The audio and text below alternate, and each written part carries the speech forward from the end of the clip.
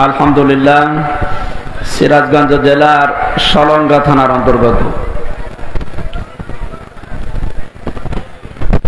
সিরাজগঞ্জ রোডবাসী কর্তৃক আয়োজিত বৈষম্য বিরোধী ছাত্র আন্দোলনের শহীদদের আত্মার মাগফিরাত কামনা এবং আহতদের সুস্থতা কামনায় তাফসীরুল কোরআন মাহফিলের স্বনামধন্য সভাপতি জনাব আব্দুল বাকি আল হাদি, প্রধান অতিথি শাইখুল মাশায়েখ, আমাদের অভিভাবক, আমাদের আরাফাতের ভাই আলহাজ অধ্যক্ষ মাওলানা শাহিনুর আলম, চেয়ারম্যান দারুল ইসলাম ট্রাস্ট সিরাজগঞ্জ, জেলা আমির বাংলাদেশ জামাতে ইসলামী সিরাজগঞ্জ জেলা শাখা, এতক্ষণ যারা আলোচনা রাখলেন ইসলামিক চিন্তাবিদ মুফাসসিরে কোরআন, আপনাদের জেলার কৃতি সন্তান জনাব মাওলানা রাকিবুল ইসলাম সিরাজি, আলোচনা রেখেছেন মাওলানা হুসাইন আহমেদ মাহফুজ সহ নামনা জানা অন্যান্য ওলামা ইকরাম, মঞ্চে বসা ওলামা ইকরাম, সামনে বসা মুসলমান ভাইরা, পর্দার আড়ালের সম্মানিতা মা এবং বোনেরা, প্রশাসনের ভাইরা, আর বলা লাগছে না কারণ এটা না হলেও এখন চলছে। 5 তারিখের এই পর থেকে আজকের এই 1 তারিখ পর্যন্ত প্রায় 26-27 দিন হয়ে গেল। এই 26 দিনে যতগুলো অনুষ্ঠান করেছি একটাতেও কোনো পাহারাদার হিসাবে প্রশাসনের কাউকে লাগে না, অথচ কোনো জায়গায় বিশৃঙ্খলা হয়েছে আমি শুনিনি। তার মানে এর আগে এই যে 14 জায়গায় পারমিশনের নামে যে বিরক্ত করা হতো আমাদের, এটা একটা ষড়যন্ত্র। কোরআনে কারীম যেন মানুষ শুনতে না পারে, এর কাছে আসতে না পারে, তার একটা দুর্বিসন্ধি চলছিল। ওইভাবে যদি বারবার বিরক্ত করা হয়, মানুষ আস্তে আস্তে কোরআনের পথ থেকে সরে যাবে। এ বুদ্ধি দিয়েছিল উনি যে বলছিলেন আমার কুষ্টিয়ার একজন, এই লোকটা। এই 15 বছর বহু বুদ্ধি দিয়েছে, তার ভেতরে এই লোকটা একজন। আল্লাহ ধরা, শক্ত ধরা, ধরেছে ওই রকম করে। সুতরাং প্রশাসনের ভাইরা যারা এসেছেন আজকে, সবাইকে নিয়ে আল্লাহর দরবারে শুকরিয়া জানাই, যিনি আমাদেরকে কোরআন শোনার জন্য একটা শান্ত পরিবেশ তৈরি করে দিলেন। যদিও এখন শান্ত থাকার কথা না, কারণ এখন বৃষ্টি কাদার সময়, কখন বৃষ্টি নেমে পড়ে বলা যায় না।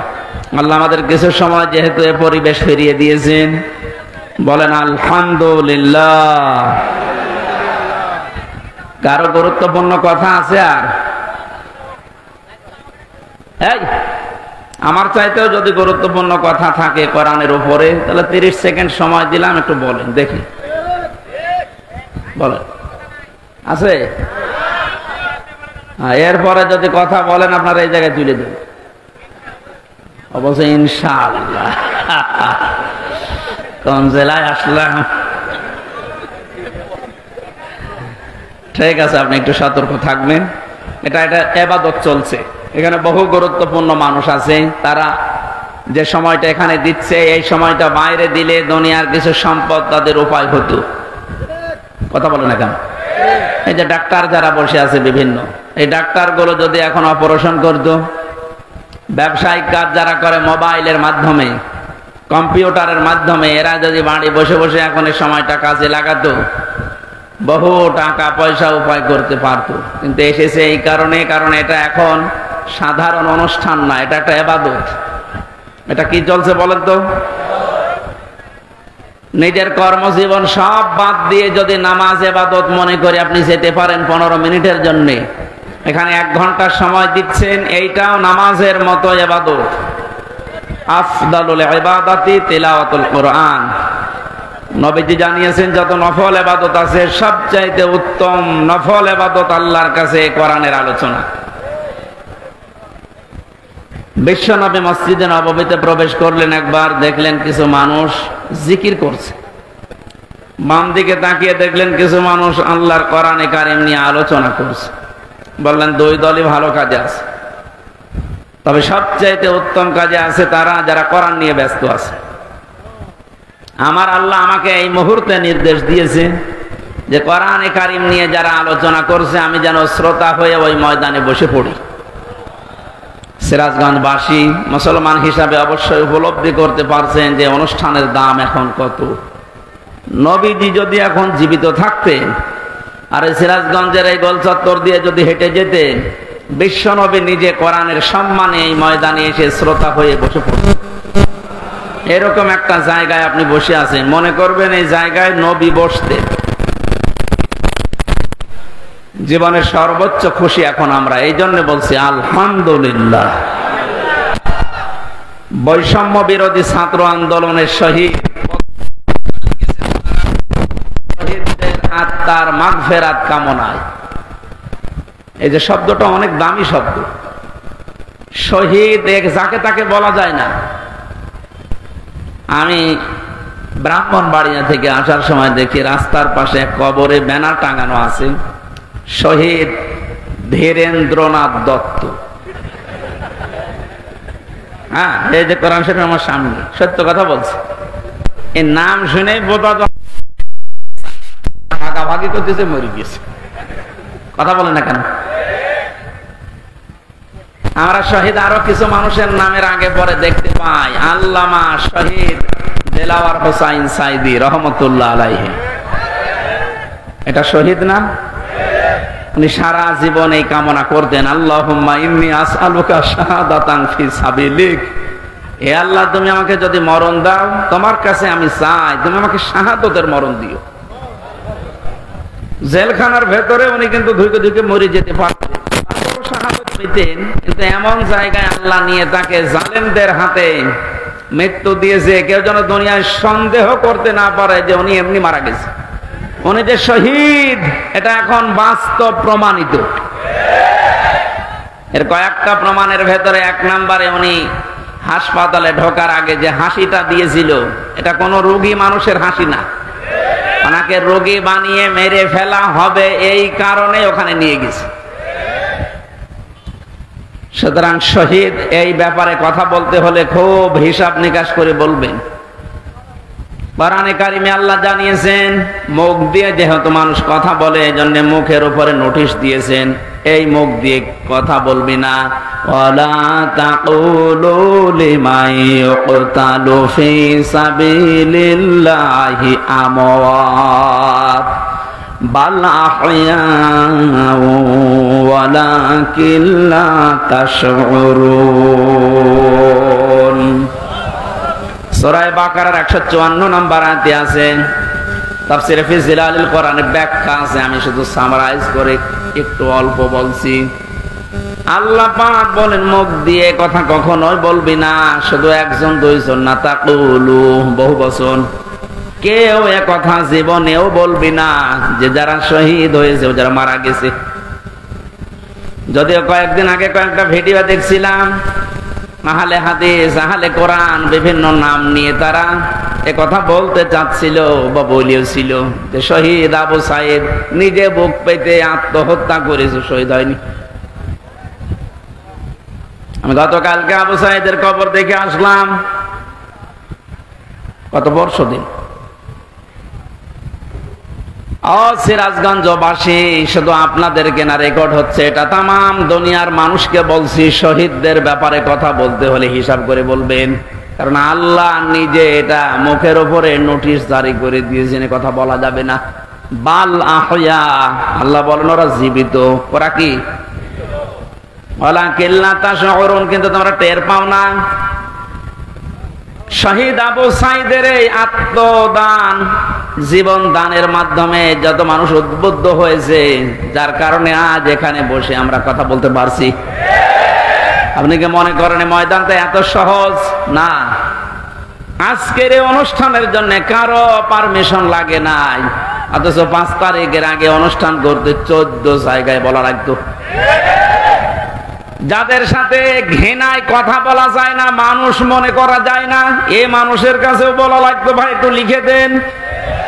কথা বলে না কেন?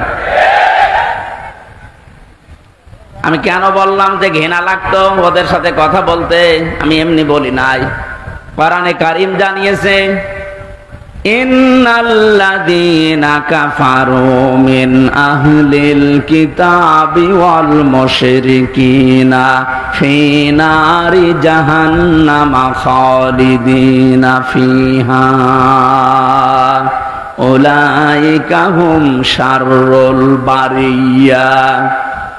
আয়াতের ভেতরে আল্লাহ যে কথা জানিয়েছেন, নিশ্চয় যারা কিতাব পেয়েছে, আমরা যারা মুসলমান কিতাব পেয়েছি না পাইনি? আমাদের কিতাবের নাম বলেন।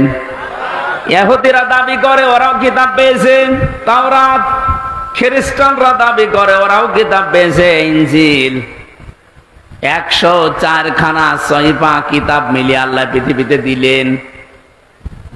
এই জন্য যারা কিতাব পেয়েছে, কিতাব পাওয়ার পরে যে মানুষগুলো কুফরি করে, তার মানে কিতাবের কথা জানার পরও গোপন করে রাখে।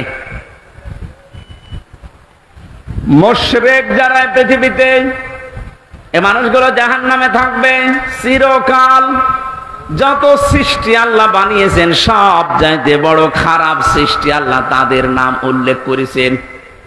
আমরা তো তাই দেখেছি, কোরআন আমরাও পেয়েছি। আমাদের মতো নামধারী মুসলমান যাদের কাছে অনুমতি নেওয়া লাগতো, এরাও পেয়েছে। কথা বললেন না কেন? আজকে ইসলামী ব্যাংকের এক অফিসার এসেছিল দেখা করার জন্য একটু আগে। ওনার কাছে একজন বলছে আজকে তো মাহফিল আছে এখানে আমির হামজার, যাবেন না? উনি কোন দল করে আমি জানি না, উনি ঘোষণা দিয়েছে যে যাবো কি করে, ওখানে তো তাফসীর হবে না, হবে রাজনীতি। আপনি কথা বলতে পারলেন? আমি কোরআনে মানুষ উল্টা পাল্টা ধারণা করবে আমার কথা শোনার পরে, জন্য আমি আয়াত, পারা, পৃষ্ঠা, লাইন, রুকু, সূরার নাম, তাফসীরের নাম সব বলে দেই, যে আপনি বাড়িতে মিলিয়ে দেখেন আমার কথা কোরআন হাদিসের বাইরে যায় কিনা। এরপরেও যে লোকটা কথা বলেছে যে ওখানে ওয়াজ হবে না, তাফসীর হবে না, রাজনীতি হবে, রাজনীতি কি ওয়াজের বাইরে?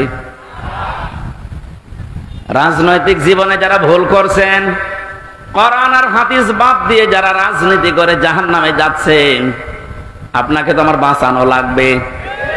আপনি আরো বন্ধু মনে করে আসবেন তাড়াতাড়ি না, উল্টা পাল্টা ফতোয়া দিয়ে নিজেও আসেন না, মানুষের মনও সন্দেহ তৈরি করেন। যিনি কথা বলেছেন তিনি ভুল পথে আছেন। আপনি এখন যদি তাওবা না করেন যে ওখানে গেলে রাজনীতি হবে, তাফসীর হবে না, আপনি যদি একথা সজ্ঞানে বলে থাকেন, আপনার ঈমান নষ্ট হয়ে গেছে। কারণ রাজনীতি এই শব্দটা কোরআনে নেই। বলেন,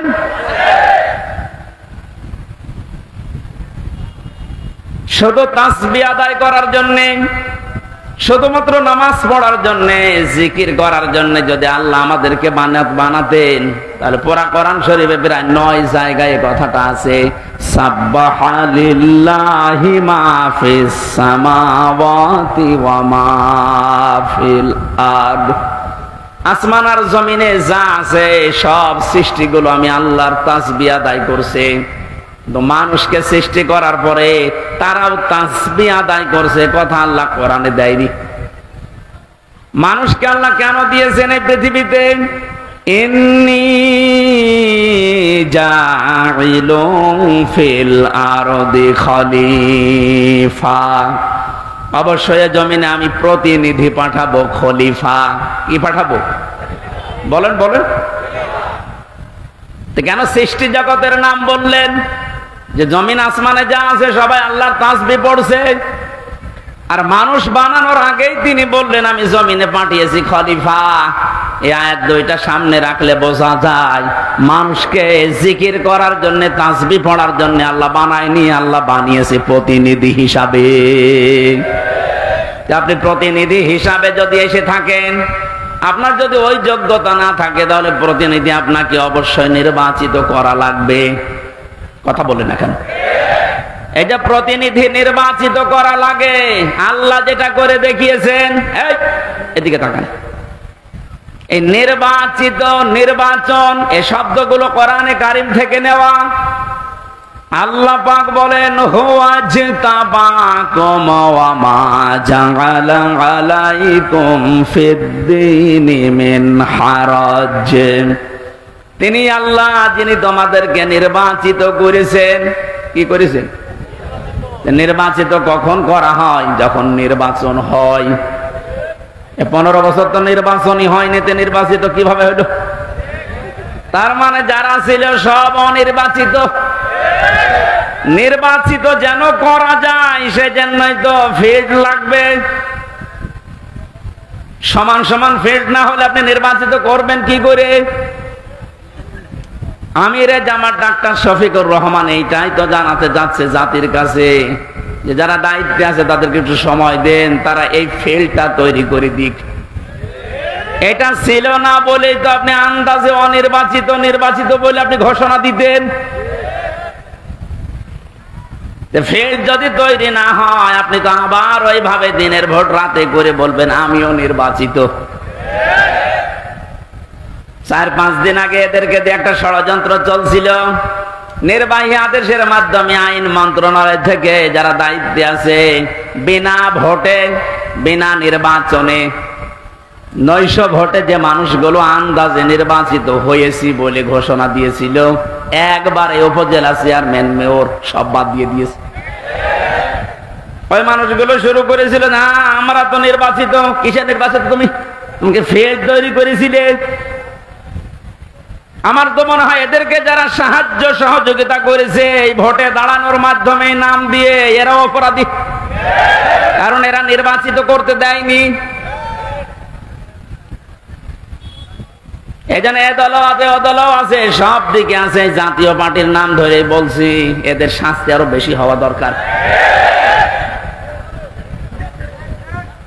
কেউ রাজি হয় না আর তুমি আগে আগে চলে গেলে মানে? আল্লাহ বলছেন হুয়া জিতাবাকুম, তিনি নির্বাচিত করেন। নির্বাচন না হলে উনি নির্বাচিত করবে কি করে? আর নির্বাচিত করার জন্য আল্লাহ প্রতিনিধিদের মাধ্যমে এটা তৈরি করেছেন। আমরা এখন নির্বাচিত করব কাদের, সেই কথা আল্লাহ কোরআনে দিয়েছেন। আমার নিজেরও মনে হচ্ছে যা বলছি সবই তো রাজনীতি। আসলে এইটাই রাজনীতি। আপনি যেটা করতেন কোরআন হাদিস বাদ দিয়ে ওটা দুর্নীতি।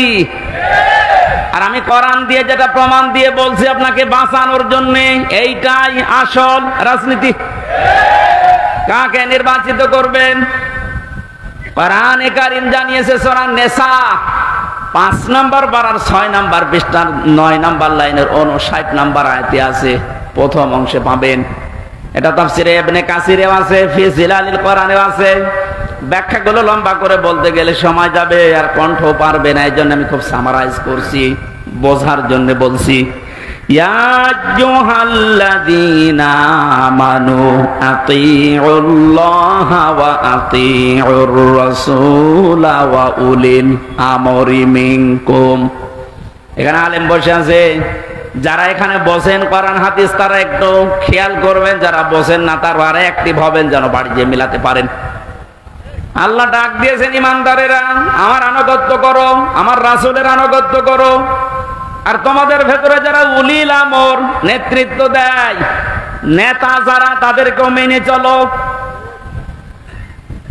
প্রশ্ন আমার এখানে, আতিউ এটা ফেল, ভার্ব, এটা ক্রিয়া। এই শব্দটা আল্লাহ নিজের নামে রাসূলের নামে দিয়েছেন, কিন্তু উলিল আমরের আগে দেয়নি। এই কথা বলেন না কেন?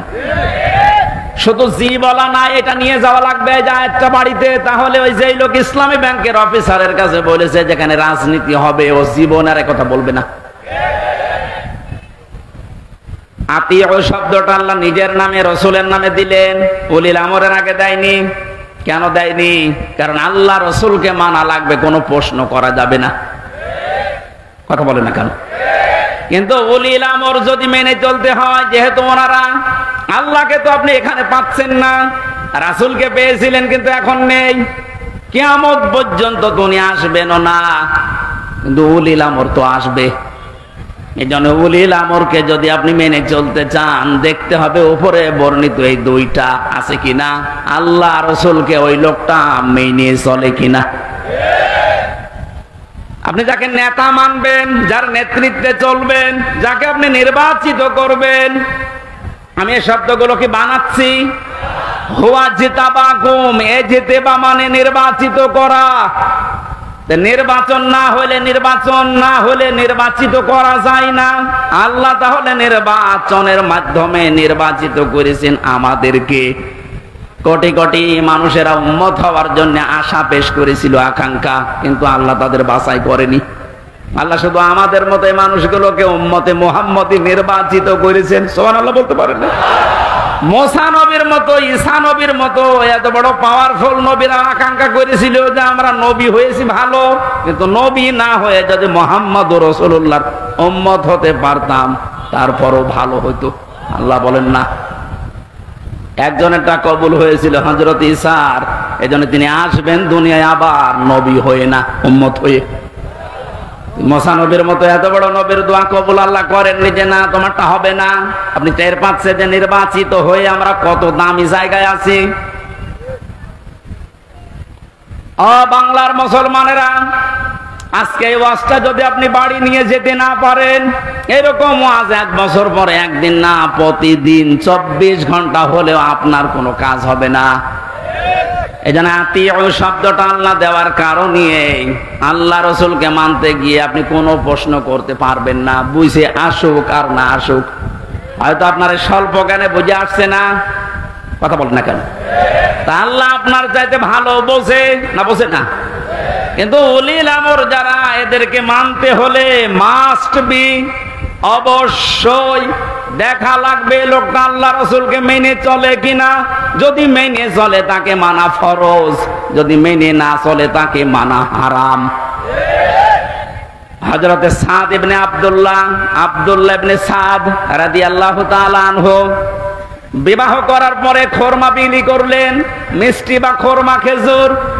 মোনাজাত কমপ্লিট হয়ে গেছে, বিয়ে শেষ, বাসর ঘরে যাবেন। হঠাৎ করে এক কাছের চিঠি নিয়ে এসেছে, ডাক দিয়ে বলে আব্দুল্লাহ খলিফাতুল মুসলিমিন হযরত ওমর চিঠিটা পাঠিয়েছে।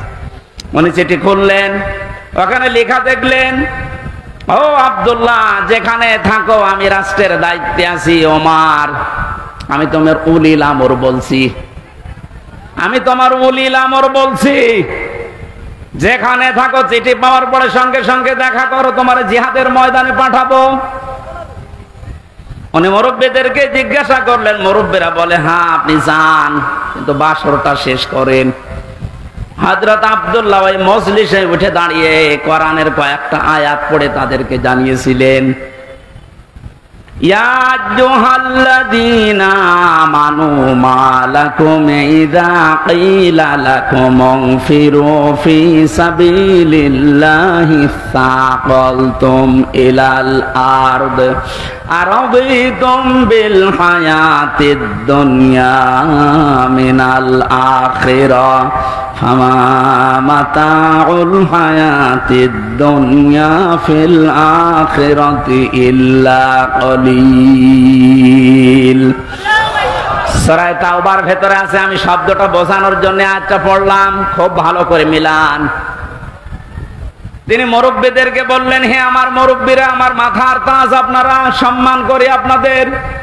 আল্লাহ কি ডাক দিলেন আমাকে, ঈমানদারেরা, যখন তোমাদেরকে আল্লাহর রাস্তায় বের হওয়ার জন্য বলা হয় তখন তোমরা মাটি কামড়িয়ে পড়ে আছো। তোমরা কি দুনিয়ার জীবন পেয়ে সন্তুষ্ট হয়ে গেলে? অথচ আখিরাতের তুলনায় দুনিয়ার জীবন একেবারেই সামান্য। তার মানে এই ময়দানে আমাকে এখন পাঠাতে যিনি চাচ্ছেন উনি সাধারণ মানুষ না, উনি হচ্ছে উলিল আমর। কেন? হযরত ওমর যেহেতু আল্লাহ রসুলকে মেনে চলে, এজন্য ওমরকে মানা এই মুহূর্তে ফরজ। কথা বুঝলেন?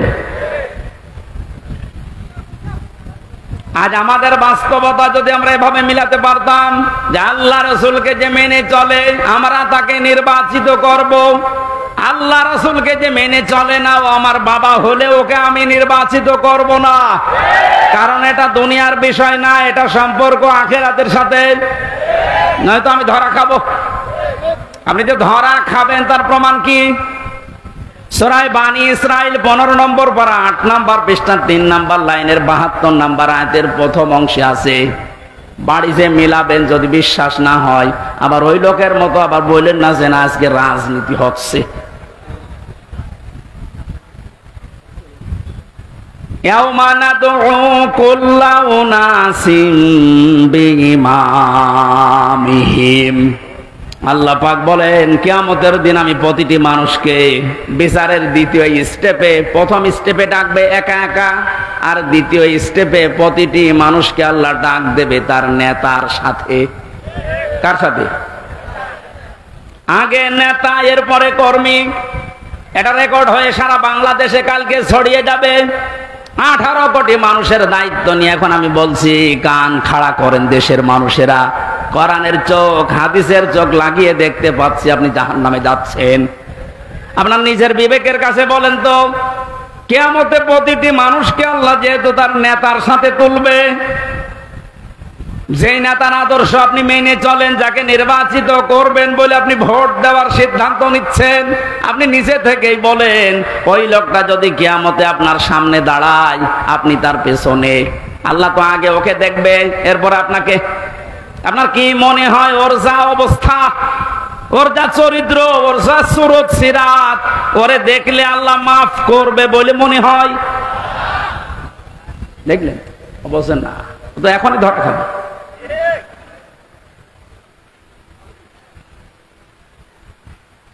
আপনি নিজে এখনই বললেন যে আমি যার পেছনে আছি, অন্তত যাকে নির্বাচিত করতে চাই বলে সিদ্ধান্ত নিচ্ছি, ভোট দেব বলে আমি মনে মনে করছি, এই লোকটার সাথে কিয়ামতে আল্লাহ ডাকলে আমারে মাফ করবে না, নিজে বলল। তাহলে ও ধরা খেয়েছে। কেরা বলল গো? হাত তোলেন তো।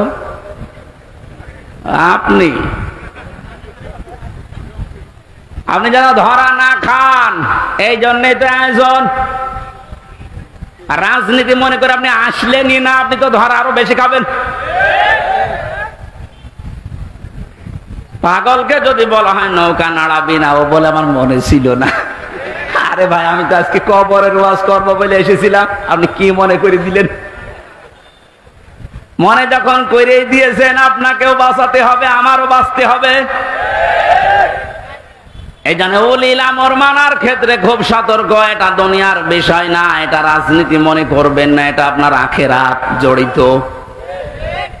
আল্লাহ তুমি আমাকে যেভাবে বুঝিয়েছো কোরআনে কারীম, সবাইকে ওই সহজ ভাবে বোঝার তৌফিক দাও। তাহলে নির্বাচিত এই শব্দটা কোরআনে আছে না নেই? তিনি নির্বাচিত করেন তোমাদেরকে তার দ্বীনের জন্য, এবং দ্বীনের উপরে চলতে গিয়ে যত বাধা আছে সব বাধাগুলো আল্লাহ নিজের থেকে দূর করে দেন। এই হুয়ার ফাইল আল্লাহ নিজে। জেলা আমির সাহেব যেটা ইঙ্গিত দিয়েছিলেন যে অনেকের ইমানে 15 বছরে প্রায় নড়বড়ে হয়ে গিয়েছিল, এটা জেলখানার অন্ধ প্রকোষ্ঠে থাকলে আরো বেশি হয়ে যায় অনেকের। আমারও প্রায় কি হচ্ছে, এত কিছু হয়ে গেল, কিছুই করেন আল্লাহ। আল্লাহ বলেন দ্বীনের উপরে যদি সত্য সত্যই টিকে থাকতে পারো, যত বাধা বিপত্তি ঝড় ঝাপটা আসবে আল্লাহ নিজে ওইটা দূর করে দেবে। এটা যে আল্লাহ নিজে দূর করে দিয়েছে, আমরা অনেকে মনে করছি ছাত্রদের কারণে, না, আল্লাহ নিজে দায়িত্ব নিয়ে এ পাথর সরিয়েছে। ছাড়া এ পাথর সরানোর জন্য শুধু ছাত্ররা না, আল্লাহ যদি নিজে দয়া না করতো কখনো এ জালেম পালাতো না। ওর মনের ভেতরে আল্লাহ এত ভয় তৈরি করে দিয়েছে, দলীয় লোকগুলোকে বইলে যাবে সে সময়ও পায়নি। মাঝখান থেকে এই পাগলরা এখন বিপদে আছে। আমার মনে হচ্ছে পাগলগুলো বেশি অত্যাচার করেছিল এই যে হারুন আঙ্কেল।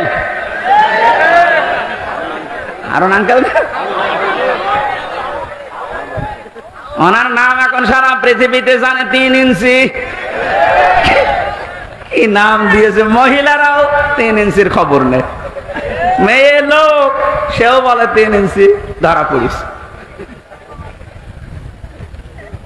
5 তারিখের পর থেকে আজকের এই 31 তারিখ পার হয়ে আজকের 1 তারিখ পর্যন্ত বারবার ঘোষণা দেখেছে আমাদের অভিভাবক যিনি, শুধু বাংলাদেশের না, গোটা পৃথিবীর ইসলামী আন্দোলনের অভিভাবক তিনি এখন ডাক্তার শফিকুর রহমান। দূর থেকে উল্টা পাল্টা ধারণা করতে পারেন যে কি এমন উনি জেনারেল শিক্ষিত একটা ডাক্তার। আরে ভাই, তার ইখলাস জানেন, তার তাকওয়া জানেন, তার ইবাদতের খবর জানেন। আমি ছিলাম তার সাথে 4টা দিন, আমার তো মাঝে মাঝে মনে হয় পৃথিবীতে কেউ যদি জিন্দা ওলি দেখতে চায়, ওই আস্তালায়, গাছতলায়, বসতলায় যারা বসে আছে বটতলায়, ওরা আল্লাহর ওলি না। আল্লাহর ওলি দেখতে চাইলে আপনি ওই লোকটার দিকে তাকিয়ে থাকবেন, ওটা জিন্দা ওলি। তার ইবাদতের মার্কা আপনি খোঁজ পাবেন না। এই যে সকাল বেলায় এই 65 বছরের একটা মুরব্বী মানুষ, সকাল বলতে রাত 4:30টার সময় ডাক দেয়, ওই সময় হাতে হ্যান্ডকাপ দিয়ে, পায়ে বেড়ি দিয়ে কোর্টে নিয়ে যাচ্ছে। তাও 1-2 কিলোমিটার না, এই কাশিমপুর থেকে একেবারে কোর্ট পর্যন্ত যাওয়া আসা করতে প্রায় 7-8 ঘন্টা সময় লেগে যায়। এত কষ্ট স্বীকার করে রাত 8টা, 9টা, 10টার সময় ওনারে নিয়ে আসতো। ওনার যেন দেরি হয়, যেন ওনার কষ্ট হয়। ঘরে আসার পরে দেখতাম, বলতাম, মুরব্বী খাবার খাবেন না, ঘুমিয়ে পড়েন। আমার বলছে, হামজা ঘুমাও। যেহেতু পাশেই ছিলাম, মাঝে মাঝে জিজ্ঞাসা করতাম যে এত কষ্ট করে আসলেন, ঘুমাবেন না? আমারে বলছে, ঘুমাও, আমি এখন কিছু সময় আল্লাহর জিকির করব, দরুদ শরীফ পড়ব। 2-2.5 ঘন্টা ঘুমিয়ে যে মানুষটা রাত 9:30, 10টার সময় কোর্ট থেকে এসে 2 ঘন্টা 2.5 ঘন্টা পর্যন্ত ঘুমিয়ে এরপরে তাহাজ্জুদের নামাজে, হাফেজ কিনা আমি জানি না, যতটুকুই পড়তো এরপরে সেজদায় পড়ে যেত। 40-45 মিনিট, 1 ঘন্টা দেখি সেজদায় পড়ে আছে। ভোর পর্যন্ত যার সাদা দাড়িগুলো, সাদা চুল সব সাদা হয়ে গেছে, টপ টপ করে পানি পড়তো, শুধু হাত তুলে সেজদার পরে বসে আছে। আমার তো সেজদা লাগে 1.5 মিনিট, 2 মিনিট, আর ওনার সেজদা লাগতো 45 মিনিট, 1 ঘন্টা। 1.5 ঘন্টা কেটে যেত এক সেজদায়। আমার 12 রাকাত তাহাজ্জুদ মিলে মাত্র 1.5 ঘন্টা ওনার এক সেজদায় চলে যেত। বাকি তাকওয়ার খবর তো বাস্তবে আপনি টের পাননি।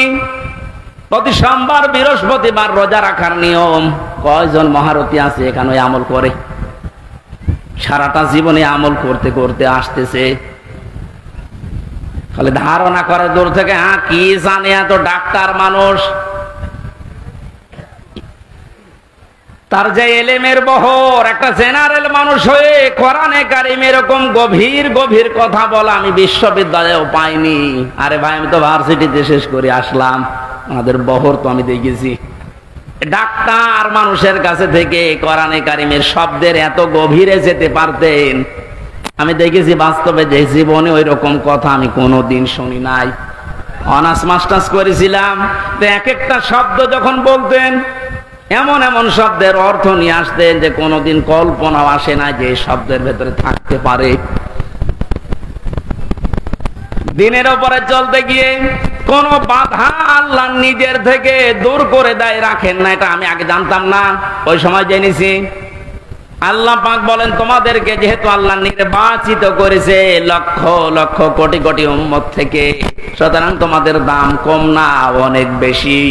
তোমাদের পরে ঝড় ঝাপটা, বিপদ আপদ আসবে আল্লাহ জানে, কিন্তু আসলে আল্লাহ থাকতে দেবে না, স্থায়ী হতে দেবে না।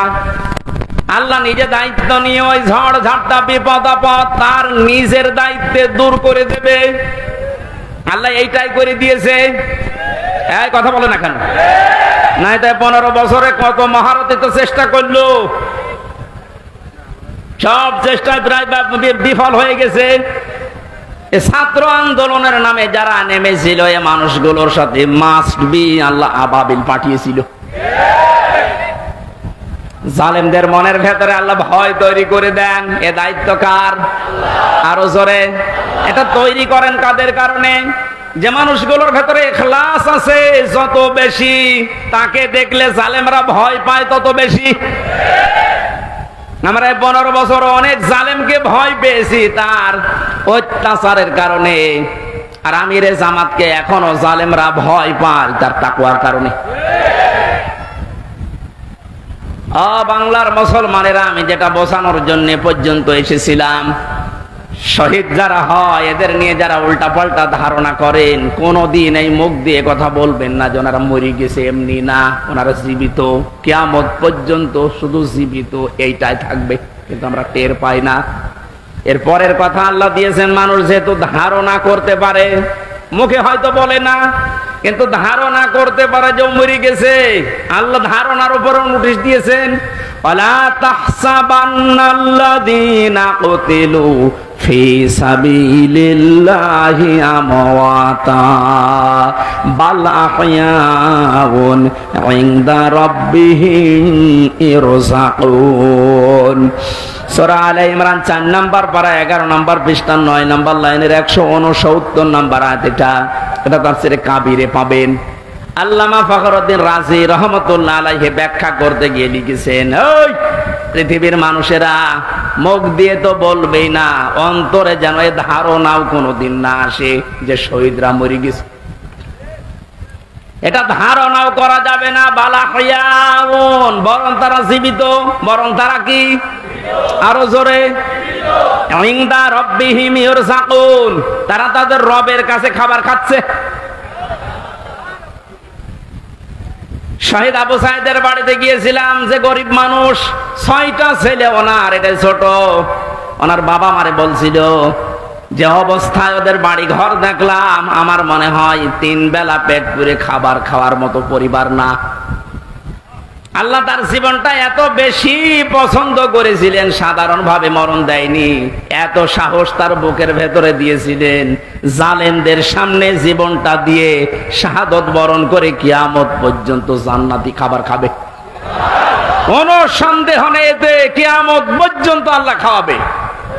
কারণ যেহেতু মরে না, জীবিত থাকে। আর জীবিত থাকলে খাওয়া লাগে, খাওয়া লাগে না? আর খেলে রক্ত গোশত তৈরি হয়। খাবার খেলে মানুষের রক্ত গোশত তৈরি হয়। ওই দিন আমার মাহফিল, দিন রাতের বেলা গিয়েছিলাম ওখানে। রাত 9:30টার পরে অনুষ্ঠান ছিল আমার গাইবান্ধার গোবিন্দগঞ্জে। ওখানে এসে উঠলাম, জেলা আমির সাহেব এসে আমার বলছে, আমির হামজা, 1 মাস আগে এখানে সাব্বির নামে একামতে দিনের একজন, ওকে মেরে ফেলা হয়েছিল। 1 মাস পরে ওর কবর খুঁড়ে কবর ভেঙে গেছে বৃষ্টিতে। দেখলাম ওর কবরের ভেতর থেকে তাজা রক্ত পাওয়া যাচ্ছে। সিরাজগঞ্জবাসী, আল্লাহর কসম করে বলছি, কোরআনের আয়াত আমি 100% বিশ্বাস করি। শাহাদত বরণ করলে সত্যি এরা কিন্তু মরে না, এরা জীবিত। আর জেগে থাকলে যেহেতু খাওয়া লাগে, আর খেলে মানুষের রক্ত গোশত চর্বি চামড়া তৈরি হয়। 1 মাস পরে এই জন্য কবর ভেঙে যাওয়ার পরে দেখা যাচ্ছে ওর রক্ত টাটকা রক্ত। তার মানে আল্লাহ 1 মাস তাকে না খাওয়িয়ে রাখে নাই। না খাওয়িয়ে রাখলে তো পাওয়া যেত না। কথা বলেন না কেন? একটা বাস্তব আর একটা প্রমাণ দিচ্ছি, হাদিস। হযরতে হামজা রাদিয়াল্লাহু তাআলা আনহু, তার একটা ছোট্ট মেয়ে ছিল। সে শহীদ হওয়ার পরে নবীজির কাছে এসে বলেছিল, ভাই, আমার বাবা যে শহীদ হয়েছে, আপনার মুখে আমি শুনেছি, কোরআনে আছে যে শহীদরা মরে না, জীবিত, ওরা নাকি জান্নাতে ঘুরে বেড়ায়। আমার বাবা যে শহীদ হয়েছে, জীবিত, আমি এটা দেখতে চাই। নবীজি বললেন, বোন আমার, কি করে দেখাবো এখানে তোমাকে? হঠাৎ করে ছোট মেয়েটা আকাশের দিকে তাকিয়ে বলছে, আব্বু আমি এখানে। নবীজি বলছেন, বোন কাকে ডাক দাও? বলছে, আব্বু ওই যে পাখা লাগিয়ে কার সাথে যেন উড়তেছে। বিশ্ব নবী বলেন, বোন আমার, ওটা দুনিয়া না, ওটা জান্নাতের ভেতরে তোমার বাবা জান্নাতের পাখি হয়ে উঠতেছে।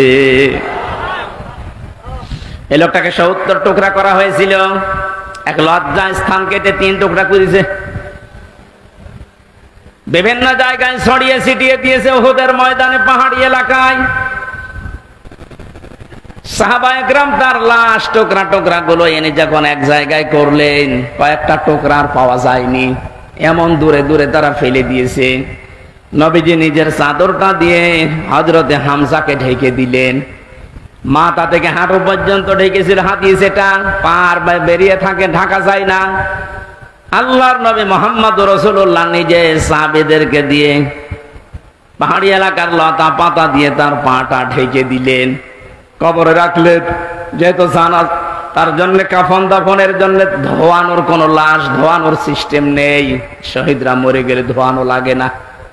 যেভাবে ইন্তেকাল করবে, শাহাদত বরণ করবো, ওইভাবেই কবরে দেওয়া লাগবে। কারণ কিয়ামতের দিন উনি ওইভাবে আল্লাহর সামনে উঠে দাঁড়াবে। আপনি যদি দেখবেন আবু সাইদ কিয়ামতে যখন উঠবে, 4টা গুলি লেগেছে যেখানে যেখানে, ওইটা নিয়ে দাঁড়াবে ঠিক ওইভাবে। আল্লাহ জিজ্ঞাসা করবে, আবু সাইদ তোমার শরীরে এতগুলো গুলি, রক্তের দাগ কেন? বলবে আমি জালেমদেরকে হটানোর জন্য, মানুষের অধিকার প্রতিষ্ঠার জন্য চেষ্টা চালিয়েছিলাম। শেষ পর্যন্ত জালেমরা আমার বুকে, আমার পেটে, আমার মুখের উপরে গুলি লাগিয়েছে। যে সমস্ত জায়গায় গুলি লেগেছে ওই জায়গাগুলো একেবারে জিন্দা নিয়ে তোমার সামনে আমি হাজির হয়ে গেছি। হযরতে হামজাকে আল্লাহর নবী কবরে রাখলেন। এই ডিস্টার্ব হচ্ছে কেন? ডাক দিয়ে বলেন হামজাকে, রব্বুল আলামিন এই যে আমার চাচাকে আমি কবরে রাখলাম, এখন পর্যন্ত আমার চাচার উপরে আমি রাজি আছি, খুশি আছি। মাবুদ আমি তোমার গোলাম হয়ে বলছি, তোমার রসুল হয়ে দাবি করছি, আমার চাচা হামজার উপরে তুমি রাজি হয়ে যাও। নবীজি বলেন যদি আমি রাজি হয়ে গেছি, আল্লাহ তুমি রাজি হয়ে যাও। আল্লাহ দেরি করবে? দেরি যে করে না, এই আয়াত তার প্রমাণ তাফসিরে পেয়েছি আমি। ওনাকে কবর দেওয়ার 30 বছর পর কবরটা ভেঙে গিয়েছিল। মদিনা একটা ঢল হওয়ার কারণে দেখে রক্ত ভেসে আসতেছে পানির ভেতরে।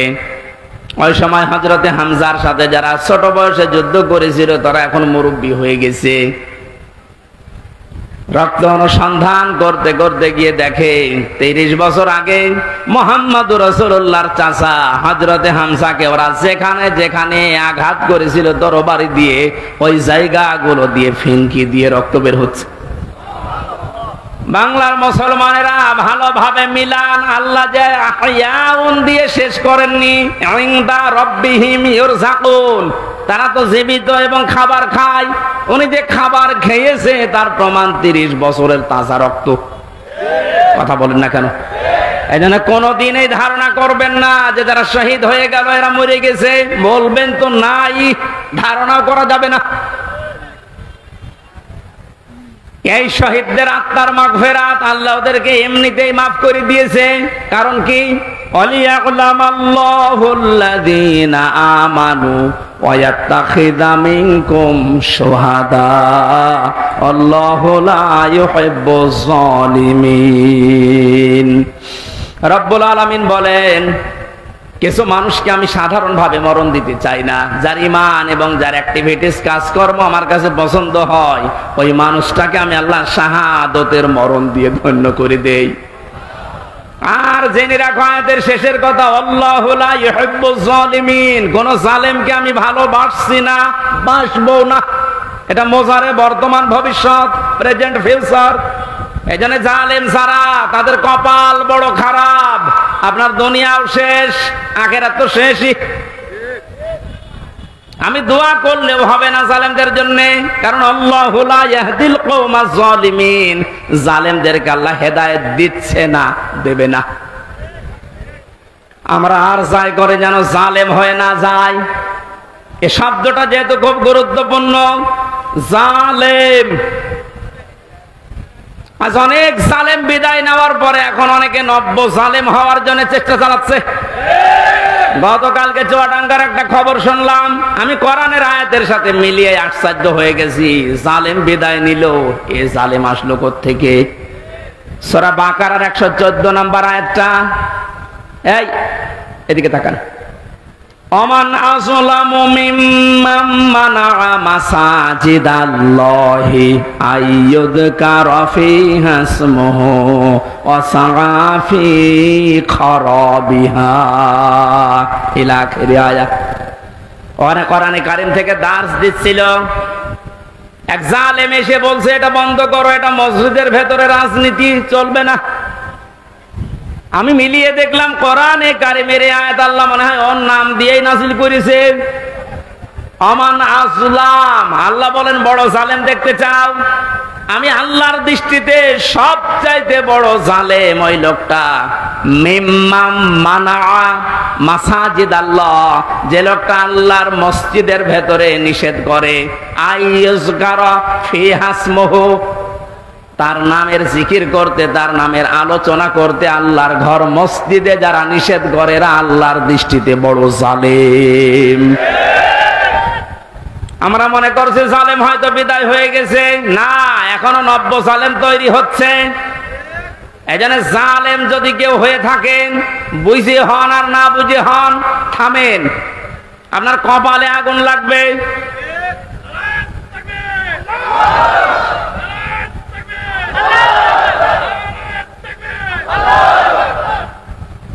এটা সূরা শুআরার ভেতরে আছে, শেষ নাম্বার আয়াত। আল্লাহ বলেন অতি শীঘ্রই জালেমরা তাদের পরিণতি, তাদের আশ্রয়স্থল দেখতে পাবে। এই জালেমরা যেমন আজ দেখতে পাচ্ছে, এত বড় দরবেশ কেউ দেখলাম জুলুম করার ফল কি? দাড়ি কেটেও বাঁচতে পারে না। আল্লাহ বলেন জালেমদেরকে আমি ধরি, কারণ জালেমের বিরুদ্ধে আমার মামলা। কার মামলা? শব্দটা লক্ষ্য করেছেন? জালেমের বিরুদ্ধে হামজা মামলা দেবে না, জালেমের বিরুদ্ধে মামলা দেবে কে? ডাক্তার শফিকুর রহমান আজকেও ঘোষণা দিয়েছে কুষ্টিয়ায় যে আমরা সবাইকে সাধারণ ক্ষমা করে দিলাম, কিন্তু যে পরিবারগুলো অত্যাচারিত হয়েছে তারা যদি এখন অত্যাচারের প্রতিশোধ নিতে গিয়ে কিছু করে, ওইটার জন্য আমরা দায়ী না। শব্দটা তো আসলে ঠিক, কারণ হয় না আকাবতুম ফাআকিবু বিমিসলি মা উকিবতুম বি। আল্লাহ বলেন যতটুকু অত্যাচারিত হয় প্রতিশোধ অতটুকু নিতে পারবা। আমার তো যতটুকু মনে হচ্ছে এতটুকু নিলেও জালেমরা দুনিয়ায় টিকে থাকতে পারবে না। আপনাকে ব্যারিস্টার আরমানের মতো 8 বছর যদি মাটির নিচে ওই কবরের ভেতরে রাখা যায়, আপনি যত বড় জালেম হন এমনি মরে যাবেন। আল্লাহ তো বলেছে যতটুকু করেছে অতটুকু করো, আপনি পারবেন?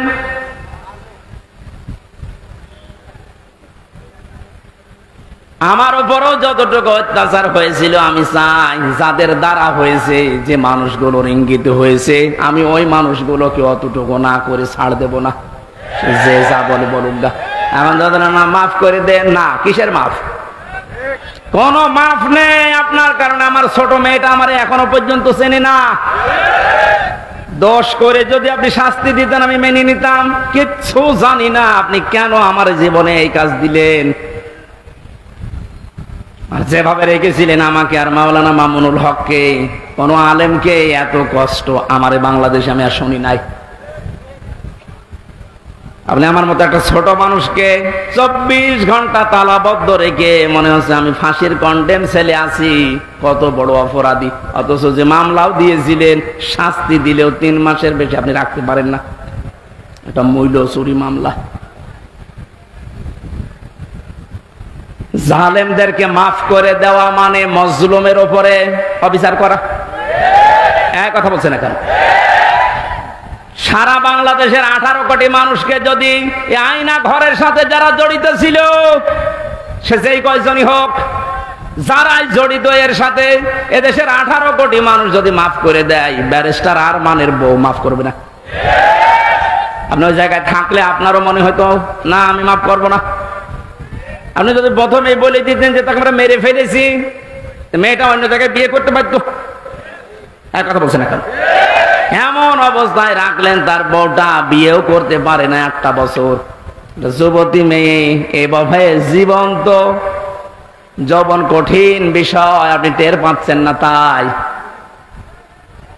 এটা ঠিক রাখা কত কঠিন বিষয় উনি পার করেছেন। আপনি বলছেন মাফ করে দিন, মাফ করে দিন। মানে আপনার মেয়ে যদি হয়তো,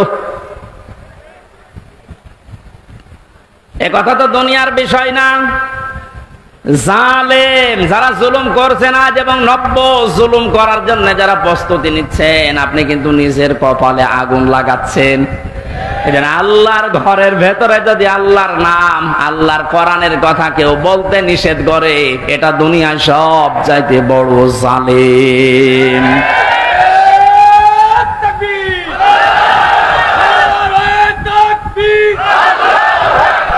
ইসলামের শত্রুরা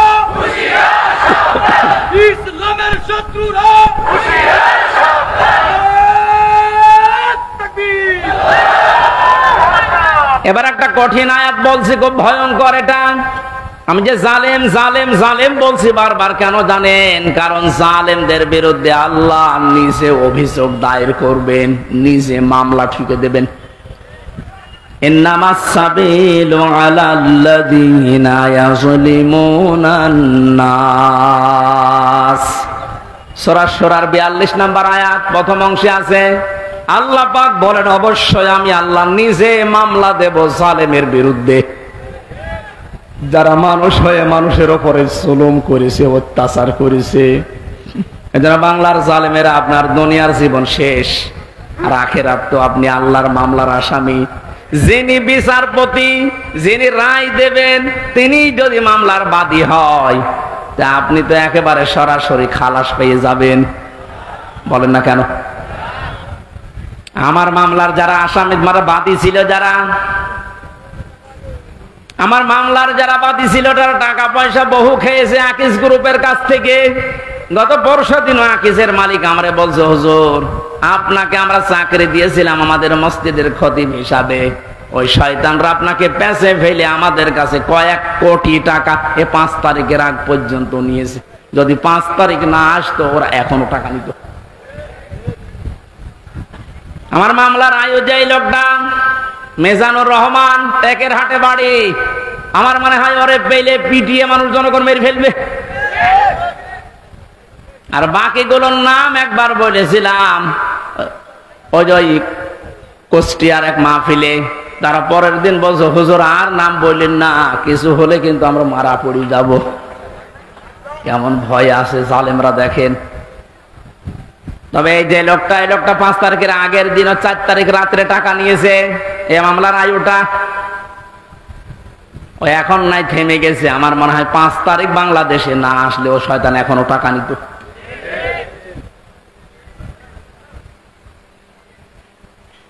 আপনারা তো আল্লাহর মামলার আসামি। আমার মামলা গত বৃহস্পতিবারে সব ঢিসমিস হয়ে গেছে, খারিজ করে দিয়েছে। বিচারপতি দেখে বলছে এটা মামলা হইলো, অথচ ওই বিচারপতি 5 তারিখের আগে বলতো এটা কিছু করা যাবে না। 5 তারিখের পরে এখন এই বৃহস্পতিবারে ও নিজে দেখে বলছে কি বিচার করব, কোনো মাল নেই। অনেক নিজে পড়ে পড়ে দেখছে, বলছে কোনো মাল ম্যাটারেস নেই, কি দেখে বিচার করব, যা সব বাদ। আমাদের সবাইকে খালাস দিয়ে দিয়েছে। এই যে খালাসি যখন দিয়ে দেবেন, তো 3 বছর আপনি বিনা কারণে জেল খাটালেন, কোন কারণে? খালাস দেওয়া মানে কি? কোনো অপরাধ নেই, কোনো দোষ আমরা পাইনি নাকি? খালাস দেওয়া মানে তো এই, তাহলে দোষ তো আমার নেই, আপনি নিজেই প্রমাণ করে দিলেন। বিনা কারণে যে 3টা বছর নষ্ট করলেন। গতকালকে একজন মুসলমান হয়েছে পরশুদিন। আমার মনে হয় 3টা বছরে যদি আমি বাইরে থাকতাম, এই 20 সালের আগ পর্যন্ত 53 জন মানুষ মুসলমান হয়েছিল কোরআন শোনার পর। বের হয়ে একজন হয়ে গেল। 3 বছর থাকলে আমার মনে হয় এখনো পর্যন্ত 50 জনের উপরে মানুষকে আমি জান্নাতে নিতে পারতাম। আপনি সুযোগ থেকে বঞ্চিত করে দিলেন। এজন্য জালেম যারা, তারা হামজার মামলার আসামি না। হামজার মামলার আসামি তো হবে নেই, কিয়ামতে আমি না পাপ করলে আপনি জান্নাত যেতে পারবেন না। আর সব চাইতে বড় দুঃখ আপনার জন্য, আপনি আল্লাহর মামলার আসামি। আল্লাহ আমাদের হেফাজত করুন জালেম হওয়া থেকে, বলেন আমিন। আমির জামাত শুধু একবার একটু ইঙ্গিত দিয়েছে, এক জালিমের হাত থেকে মুক্তি পেয়েছে, আর কোন জালিম যেন আমাদের মাথার উপরে বসতে না পারে। আর অনেকের এখন দেখছি চুলকানি আরম্ভ হয়ে গেছে।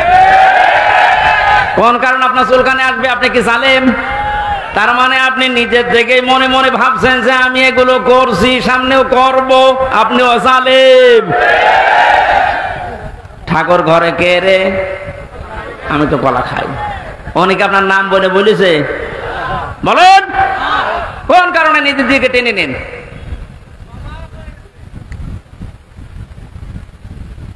পাপ যদি পূর্ণ হয়ে যায় তখন কিন্তু আল্লাহ আর ছাড় দেয় না। ওয়ালা ইয়াহসাবান্নাল্লাযীনা কাফারু আন্নামা নুমলি লাহুম খায়রুল লিআনফুসিহিম ইন্নামা নুমলি লাহুম লিয়াজদাদু ইসমা ওয়া লাহুম আযাবুম মুহিন।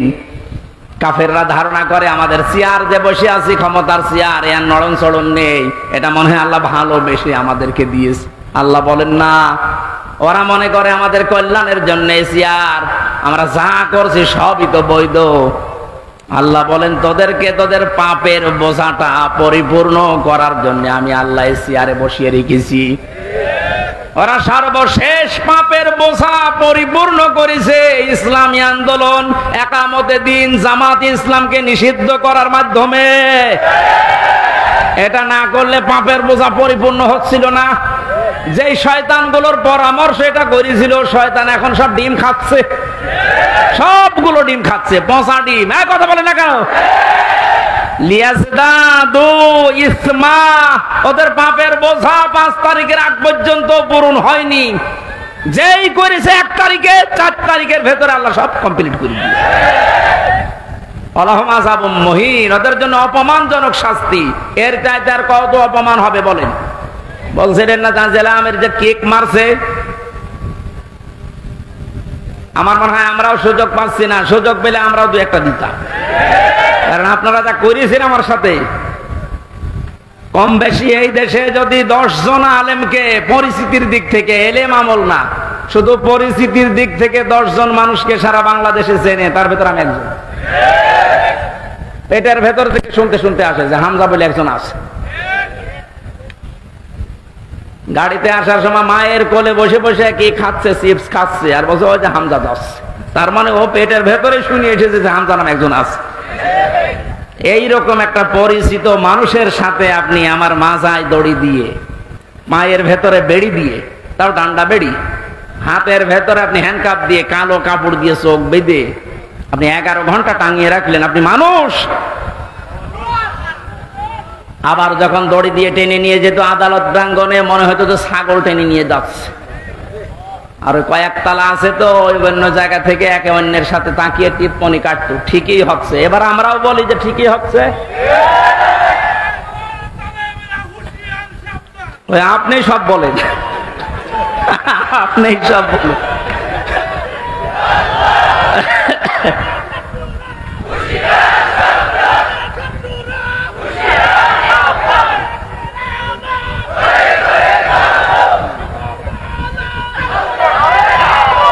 আলহামদুলিল্লাহ ভাই,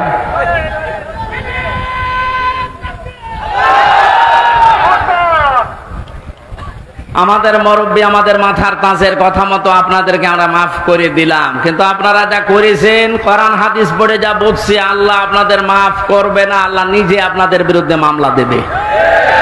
জালেম যারা এবং জালেম এখন যারা নতুন করে হচ্ছেন, আপনারা আল্লাহর মামলার কেসের আসামি। খুব গুরুত্বপূর্ণ বিষয় এটা, খেয়াল করে জীবন চালাবেন।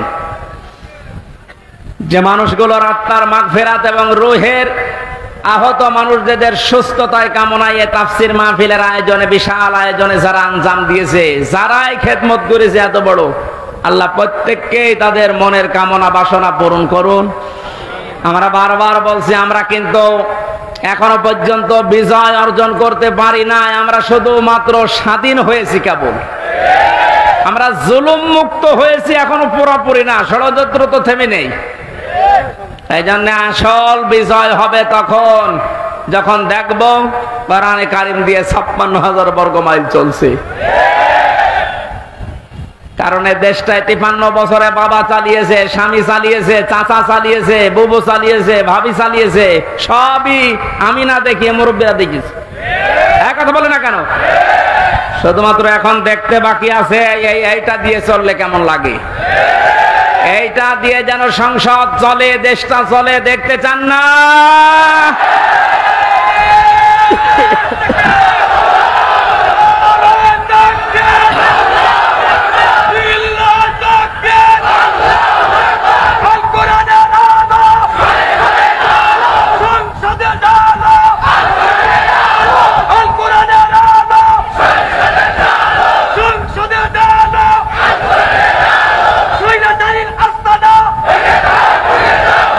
আলহামদুলিল্লাহ। অনেককে এখন এই নতুন একটা পায়তারা আজ 2 দিন থেকে শুনছি আরম্ভ করেছে যে ইসলাম যদি যায়, এরা ভুলভাল আপনাদেরকে বোঝাচ্ছে, যদি ইসলাম যায় মেয়েরা আপনারা কিন্তু আবার ঘরবন্দি হয়ে যাবেন। এই জুজুর ভয় দেখিয়ে লাভ নেই, মেয়েরা এখন বুঝতেছে। আপনি স্ট্যাটাস গুলো পড়েন ফেসবুকে, অধিকাংশ মেয়েরা এখন বলতে চাচ্ছে ইসলাম আসলে আমরা মায়ের কোলে থাকবো। আমিরে জামাত ঘোষণা দিয়েছে যদি আল্লাহ আমাদেরকে কবুল করেন, মেয়েরা যে নিরাপত্তা পাবে কিয়ামত পর্যন্ত এই দেশের মেয়েরা ভুলতে পারবে না যে আবার কোরআন বাদে অন্য কিছু আসুক। আমরা ওইটা দেখাতে চাই, দেখাবো ইনশাআল্লাহ। কোরআনের সূরা শূরা, শূরা মানে সংসদ, শূরা মানে কি? যেহেতু সংসদ নির্বাচন সামনে আসছে, সংসদ নির্বাচন করার জন্য যে 7টা পদ্ধতি আছে, 7টা গুণ দেখে দেখে নেতা নির্বাচন করা যায়, ওই কথাগুলো আল্লাহ সূরা শূরার ভেতরে দিয়েছেন। আমরা মাত্র একটা আয়াত পড়েছি, আয়াতের নাম্বারও 7। কত? আমরা সবকিছু বাদ দিয়ে সরাসরি কোরআনের আয়াতে যাচ্ছি। আল্লাহ পাক বলেন ওয়াকাযালিকা আওহাইনা ইলাইকা, আমি এইভাবেই করে এই হে নবী আপনার প্রতি ওহী নাযিল করেছি। এই আয়াত নাযিল করা দেখে বোঝা যাচ্ছে এর আগেও আল্লাহ বিভিন্ন নবীদের উপরে ওহী দিয়েছিলেন নাকি? ধারাবাহিকতায় বিশ্ব নবীও পেয়েছেন। আল্লাহর নবীকে আল্লাহ যেটা দিলেন কোরআনান আরাবিয়্যা, নবীকে যে আল্লাহ ওহী দিয়েছেন তার নাম আরবি কোরআন। কি কোরআন? এই ভাষাটা যেহেতু আমাদের মাতৃভাষা না, এই জন্য আমাদের কাছে একটু কঠিন লাগে, কিন্তু পৃথিবীতে সবচেয়ে সহজ ভাষা আল্লাহ জানিয়েছেন আরবি ভাষা। ওহী যেহেতু কোরআনে কারীম আরবি ভাষায় এসেছে, মুসলমানেরা আমাদেরকে এখন ইমানের দাবি অনুযায়ী আরবি ভাষায় শুদ্ধ করে কোরআন শিখতেই হবে, মাস্ট বি। আমি অনেক পীর সাহেবের মুরিদ, অনেক ইসলামী আন্দোলনের ভাইদেরকেও দেখেছি কোরআনে কারীমের কাছে যে ওরা দুর্বল। শুদ্ধ করে কোরআন পড়া বোঝার যে সিস্টেম গুলো চালু আছে, এটা 100 ভাগ এখন আমাদের ফলো করা লাগবে। আমি যতটুকু দেখতেছি প্র্যাকটিক্যাল লাইফে, যে রিপোর্ট গুলো পূরণ করা হয় প্রতিদিন 3 আয়াত 5 আয়াত 10 আয়াত আপনি যা পড়বেন শুদ্ধ করে পড়বেন, বুঝবেন এবং ওটা লিখে রাখবেন। এই সিস্টেম যদি কেউ 4 মাস 6 মাস 1 বছর পালন করতে পারে, আস্তে আস্তে তার শুদ্ধ হয়ে যাবে। আর এটা হওয়ার জন্য দেশে একটা বিশ্ববিদ্যালয় আছে, তার নাম জামাতে ইসলামী। আমি অন্য কোন জায়গায় এসে সিলেবাসটা পাইনি। আপনি যা যা করেছেন সবগুলো পয়েন্ট আকারে ওখানে লেখা লাগে, আপনার জীবন এমনি পরিশুদ্ধ হয়ে যাবে। নিজেকে যদি পবিত্র করতে চান, পরিশুদ্ধ করতে চান, ফিরে আসেন। আহ্বান জানাচ্ছি, দাওয়াত দিচ্ছি, নয়তো আবার বলবেন যে আল্লাহ আমি দাওয়াত পাইনি। এই জন্য দাওয়াত দিয়ে দিলাম। যদি বিশ্ববিদ্যালয়ে পড়ার ইচ্ছা থাকে, আপনি মূর্খ মানুষ হন, অসুবিধা নেই। বিশ্ববিদ্যালয়ে যদি পড়াশোনা করার মন মানসিকতা থাকে, ইচ্ছা থাকে, বাংলাদেশ জামাতে ইসলামীতে আপনি যোগ দিয়ে পড়া দেখবেন বিশ্ববিদ্যালয়ের মতো। আপনার জীবন ঠিক ওই ধাঁচে গড়ে তুলবে। একটা মানুষ সব দিক থেকে পারদর্শী হয়, অথচ লোকটা দেখেন ডাক্তার। আজকে কুষ্টিয়াতে ভাষণ দেওয়ার সময় তিনি উদাহরণ দিচ্ছিলেন, উনি কিন্তু একটা সার্জন ডাক্তার, অপারেশন করতেন। তার মানে ডাক্তারি লাইনে উনি সর্বোচ্চ। কোরআনে কারীমের লাইনে তো আমি নিজে দেখেছি তার জ্ঞানের বহর এবং শুদ্ধ। হাদিসের লাইনে উনি পাণ্ডিত্য অর্জন করেছে অনেক আমাদের মতো হাজারো আলেমের চাইতেও বেশি। ইংরেজিতে বক্তব্য দিচ্ছে, অনেকে আছে ইংরেজি বক্তব্য দূরের কথা, ইংরেজির নাম শুনলে ভয় পায়। কথা বলছে না কেন? চারিদিক থেকে জ্ঞান অর্জন করার জন্য লোকটাকে যে জায়গা থেকে তুলে নিয়ে এসেছিল আল্লাহ, ওখানে যদি এতদিন থাকতেন বড় নাস্তিক হয়ে যেতেন ইনুর মতো। সেখান থেকে আল্লাহ তুলে এনে কত বড় দায়িত্ব দিয়েছে তার মাথার উপরে। এই জন্য এই বিশ্ববিদ্যালয়ে আপনিও ভর্তি হতে পারেন, এখনো সুযোগ সময় আছে।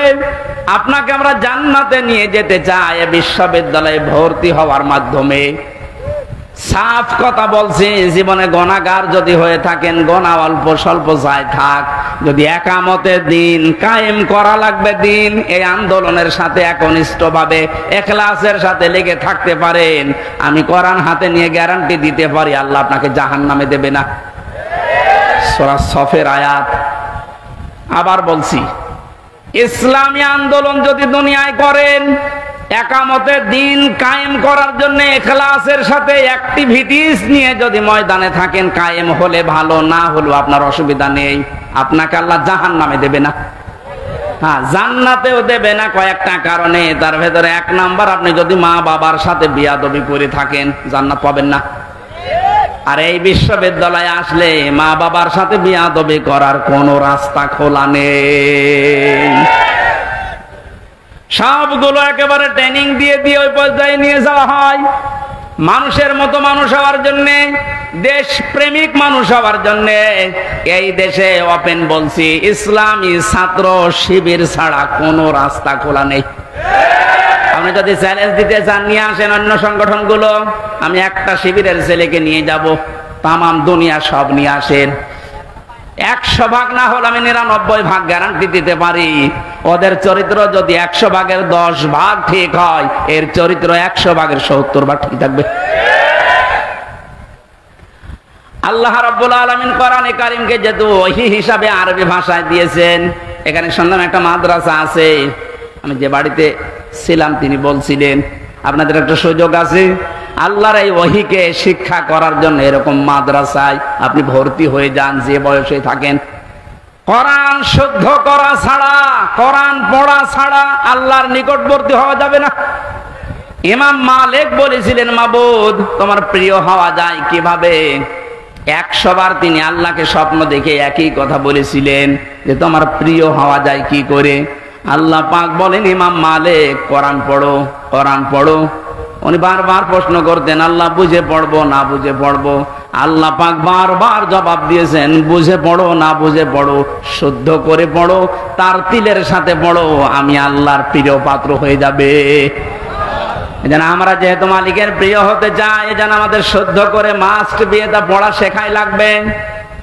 আল্লাহ রাব্বুল আলামিন এর পরে বলেন, লিতুনযিরা উম্মাল কুরা ওয়া মান হাওলাহা। হে নবী, এই কোরআন দিয়ে আপনি মক্কার এবং মক্কার আশেপাশে যা আছে, এই আশপাশ বলতে তামাম দুনিয়া বুঝিয়েছেন আল্লাহ। তাফসীর ইবনে কাসিরে লিখেছে, আমান হাওলাহা মানে সমগ্র পৃথিবী। সুতরাং এখন নবী নেই, উনি থাকলে এই কাজটা করতেন। সৌদি আরব থেকে বাংলাদেশে এসে আপনাদেরকে সতর্ক করতেন। এই সতর্ক বাণী পড়া কোরআন শরীফে আছে 500টা। কয়টা? সবচাইতে বেশি যেই বিষয়টা দিয়ে মানুষ সতর্ক হতে পারে তার নাম কিয়ামত। কারণ এইটার জবাবদিহিতা যতদিন পর্যন্ত আপনি উপলব্ধি করতে না পাবেন যে কিয়ামত হবে, আল্লাহ বলেন, তুনজিরা ইয়াউমাল জামিউ লা রাইবা ফি, ওই দিন সম্পর্কে সতর্ক করো যেদিন সম্পর্কে কোনো সন্দেহ নেই, সন্দেহের অবকাশ পর্যন্ত নেই। মানুষের জীবন পরিচ্ছন্ন হওয়ার জন্য 8টা মাধ্যম আছে, তার 1 নাম্বার মাধ্যম এইটা যে যত বেশি জবাব দিতে হবে, আল্লাহর দরবারে দাঁড়াতে হবে, এরকম টেন্ডেন্সি যত বেশি তৈরি করবে তার জীবন তত বেশি পরিচ্ছন্ন হবে। খলিফাতুল মুসলিমিন হযরত আবু বকর সিদ্দিক রাদিয়াল্লাহু তাআলা আনহুকে তার স্ত্রী উম্মে রোমানা ডাক দিয়ে বললেন, স্বামী আমার, বাইতুল মালে যিনি দায়িত্বে আছে খাজানচিতে, অর্থমন্ত্রীকে আপনি বলেন আগামী মাস থেকে যেন আগামী মাসের যে বেতন আছে ওটা যেন অ্যাডভান্স আমাদেরকে দিয়ে দেয়। উনি বললেন, কেন? ছেলে আপনার পায়েস খেতে চেয়েছে, পায়েসের টাকা আমাদের কাছে নেই। চলে গেলেন বাইতুল মালে, ডাক দিয়ে বললেন, আমার কিছু টাকা পয়সা লাগবে, যেহেতু এ মাসের টাকা আমি নিয়ে নিয়েছি, আগাম মাসের টাকা আমার অ্যাডভান্স দিয়ে দেন। বাইতুল মালে যিনি দায়িত্বে ছিলেন তিনিও ওই রকমই তেল মারা মানুষ না। তিনি ডাক দিয়ে বললেন, খলিফা, টাকা আমি আপনাকে আগাম মাসের দিতে পারি, আপনি আগামী মাস পর্যন্ত বেঁচে থাকবেন, ওইটা লিখে দেন। উনি বলছে, টাকা আমার লাগবে না। বাড়িতে যে স্ত্রীকে বলছে, স্ত্রী, আমি পারলাম না, আমাকে এই কথা শুনিয়েছে। স্ত্রী ধৈর্যশীল ছিলেন, ধৈর্যশীলা বললেন ঠিক আছে, আপনি যখন পারলেন না, যেভাবে চলছে সংসার চলতে দেন। 15 দিন পর তিনি পায়েস রান্না করে দিয়েছে। হযরতে আবু বকর বললেন, স্ত্রী পেলে কোথায়? আপনাকে বলেছিলাম, আপনি তো অপারগতা প্রকাশ করলেন, আপনি পারেননি। আমি প্রতিদিন 1 মণ 1.5 মণ করে তুলে রাখতাম এই আটা চাউল যাই বলেন। এই 15 দিন তুলতে তুলতে প্রায় 2 কেজি হয়ে গেছে। ওটা পাশের বাড়িতে বিক্রি করে আমি আজকে এই পায়েসের ব্যবস্থা করেছি, কোনো উল্টাপাল্টা কাজ করিনি। উনি বললেন ঠিক আছে, সন্তান আব্দুল্লাহ ভালো করে খাও। দৌড় দিয়ে চলে গেলেন বাইতুল মালের খাজানচির কাছে, বললেন বাইতুল মালের দায়িত্বে আছো, অর্থমন্ত্রী, আগামী মাস থেকে আমার বেতন যদি 12,000 টাকা দিতে থাকো তো 2,000 টাকা কম দিও। কেন? কারণ 10,000 টাকা হলেও আমার সংসার চলে, এটা আমি দেখেছি। আমার মনে হচ্ছে এই যে কিয়ামতের জবাব দিতে হবে, টেন্ডেন্সি তার ভেতরে কোন পর্যায়ে ছিল আপনি বলেন। আর 1628 জন মানুষ দায়িত্বে আছে, দায়িত্বে যে সরকার আছে থাক, এর এই 1628 জন মানুষ শুধু এখন যদি আবু বকরের মতো এই চিন্তা নিয়ে দেশটা চালায়, আমার মনে হচ্ছে 16 ঘন্টায় এই দেশটা একেবারে রোল মডেল হয়ে যাবে। এতদিন যারা রোল মডেল করেছিল, কি মডেল দেখিয়েছেন আপনি? কি মডেল দেখিয়েছেন? এটা একটা জরিপ পেলাম আজকে, এটা শোনালে আপনার মাথা খারাপ হয়ে যাবে। অবশ্যই 2009 সালে পিলখানার নির্মম হত্যাকাণ্ড, আমার সাথে 1500 জন মানুষের, তার ভেতরে আমার মনে হয় 900 মানুষকে তো আমি পরিচয় করেছিলাম বিডিআর বিদ্রোহের নাম দিয়ে। এই 14-15 বছর বেকার তারা জেল খাটতেছে, কিচ্ছু জানে না, এমনও মানুষ আছে। পঞ্চগড়ে এক মুরব্বীর সাথে পরিচয় ছিল, বলছে আমি রিটায়ার্ড করবার 1 মাস পরে, অথচ 15 বছর 14 বছর আমি জেলে আছি। 2013 সালে হেফাজতের কর্মীদের শাপলা চত্বরে যে নির্মম হত্যাকাণ্ড, 2014 সালে একক নির্বাচন, 2018 সালে কোটা আন্দোলনকারীদের নির্মম নির্যাতন, 2018 সালে নিরাপদ সড়ক আন্দোলনকারীদের নির্মম নির্যাতন, 2018 সালের নির্বাচনী গায়েবী ভোট, বিরোধী দলীয় নেতা কর্মীকে গুম, খুন, হত্যা এবং আয়নাঘর, 11 লক্ষ কোটি টাকা বিদেশে পাচার, তার ভেতরে এক দরবেশী 36,000 কোটি টাকা। এটা 11 লক্ষ কোটি। দলীয় প্রয়োজনে পুলিশকে ব্যবহার, বাক স্বাধীনতা কেড়ে নেওয়া, সর্বশেষ 2024 সালে কোটা আন্দোলনের নামে গণহত্যা। এর একটা অস্বীকার করতে পারবেন? আমি দেয়নি, বিবিসি দিয়েছে জরিপটা।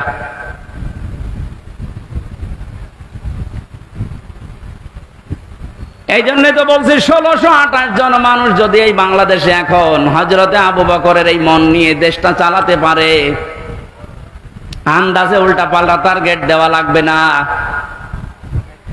কি রোল মডেল বানিয়েছিলেন, এই যে জরিপ এখন সামনে আসতেছে।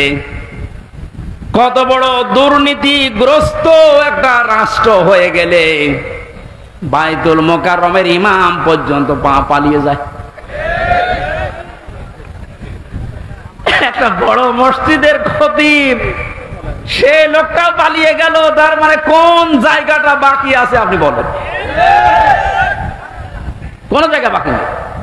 একটা মসজিদের খতিব যদি পালিয়ে যায়, আসলটা তো পালিয়েছে, মসজিদের খতিব পালিয়েছে, তার মানে তামাম দুনিয়া দেখেছে যে আপনি কোন পর্যায়ে দুর্নীতিকে নিয়ে গিয়েছিলেন।